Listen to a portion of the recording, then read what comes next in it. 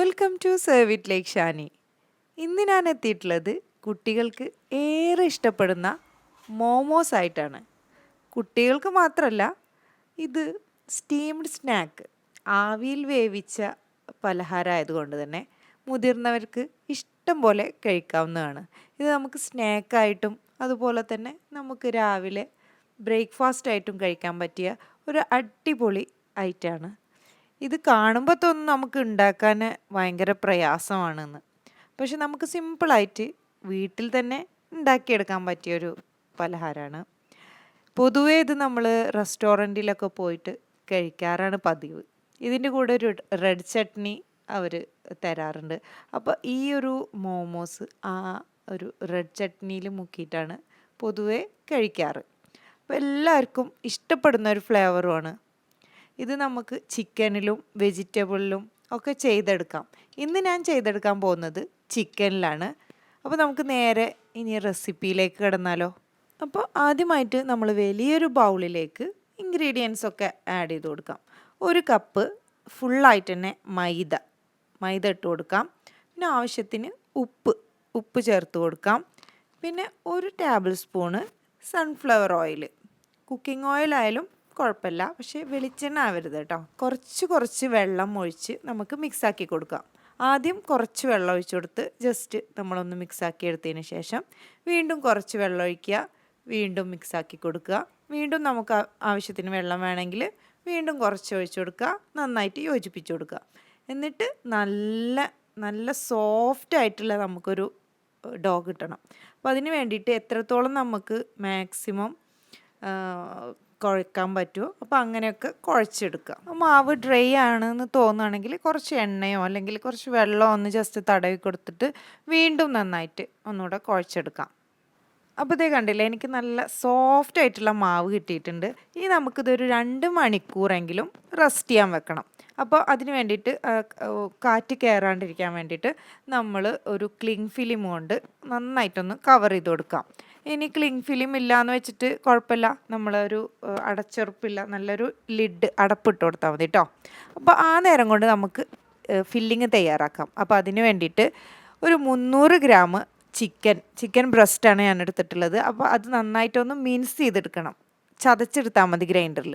അതിലേക്ക് 1 table spoon പച്ചമുളകും 2 table spoon spring onion, പിന്നെ 1 ടേബിൾ സ്പൂണ് മല്ലിയില, പിന്നെ 1 ടീസ്പൂണ് ചെറുതായി അരിഞ്ഞിട്ടുള്ള വെളുത്തുള്ളി, ചെറുതായിട്ട് അരിഞ്ഞിട്ടുള്ള ഇഞ്ചി, പിന്നെ ഒരു ഫുള്ളായിട്ടുള്ള ചെറുതാക്കി അരിഞ്ഞിട്ടുള്ള ഉള്ളി, 1 table spoon soya sauce, 1 table spoon കുരുമുളക് പൊടി.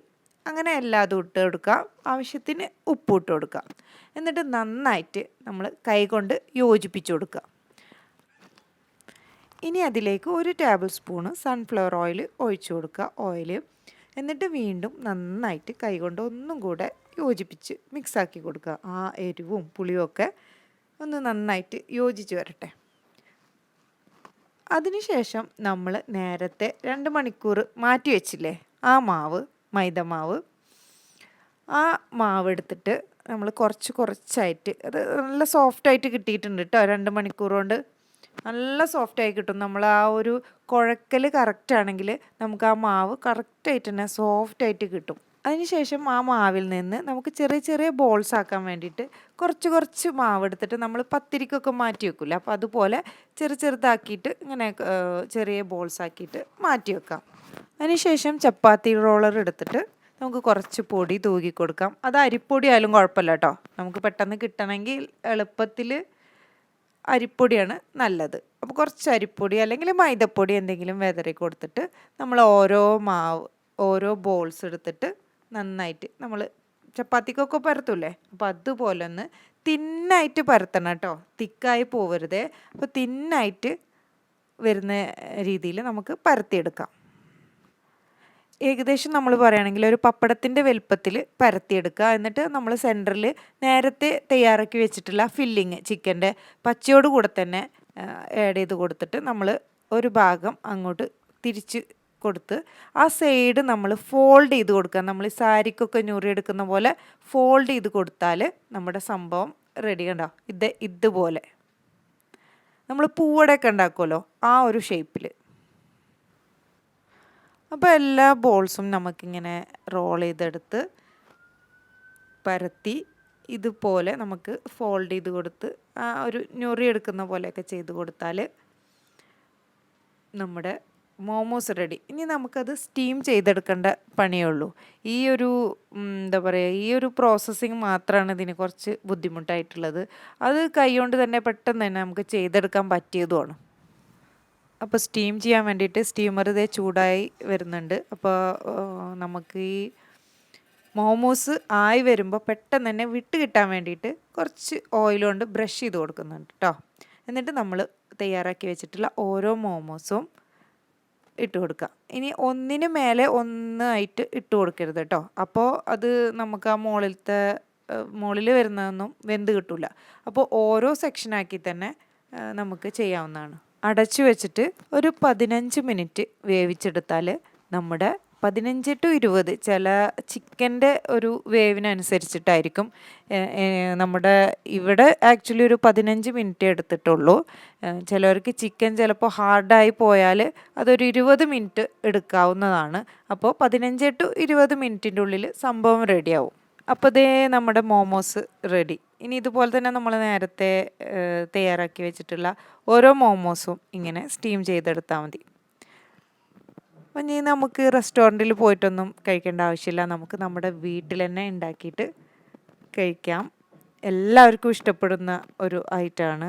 മുതിർന്നവർക്കും കുട്ടികൾക്കും ഞാൻ നേരത്തെ പറഞ്ഞു ഒരുപോലെ ഇഷ്ടപ്പെടുന്ന ഒരു പലഹാരം അല്ലെങ്കിൽ ബ്രേക്ക്ഫാസ്റ്റ് ആയിട്ടും ഇത് കഴിക്കാം. നല്ല ഹെവിയാണ്. അപ്പോൾ എല്ലാവരും ഇതുപോലെ ഒന്ന് ട്രൈ ചെയ്ത് നോക്കുമല്ലോ അല്ലേ? ട്രൈ ചെയ്ത് നോക്കിയിട്ട് ഫീഡ്ബാക്ക് അറിയിക്കാൻ മറക്കരുത്. ഈ കാണുന്നവരിൽ നമ്മുടെ ചാനൽ സബ്സ്ക്രൈബ് ചെയ്യാത്തവരുണ്ടെങ്കിൽ സബ്സ്ക്രൈബ് ചെയ്യുക. അതിനടുത്തുള്ള ബെല്ലൈക്കൺ കൂടി ക്ലിക്ക് ചെയ്യുകയാണെങ്കിൽ ഞാനിവിടെ അപ്ലോഡ് ചെയ്യുന്ന പുതിയ പുതിയ റെസിപ്പീസൊക്കെ വളരെ പെട്ടെന്ന് തന്നെ നിങ്ങളിലേക്ക് എത്തുന്നതാണ്. ഇനിയും ഇതുപോലുള്ള പുതിയ പുതിയ റെസിപ്പീസും വെറൈറ്റി റെസിപ്പീസൊക്കെ ആയിട്ട് വരുന്നവരേക്കും try to serve it like Shani.